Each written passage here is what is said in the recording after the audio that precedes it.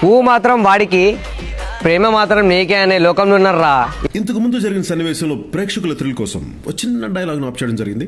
ఈ లంజముండాలన్నీ ఏమిరా బాలరాజు, ఏమిరా ఉపయోగం దేశానికి నీ వల్ల? నువ్వేంద్రా దానికోసం ఏడుస్తున్నావు?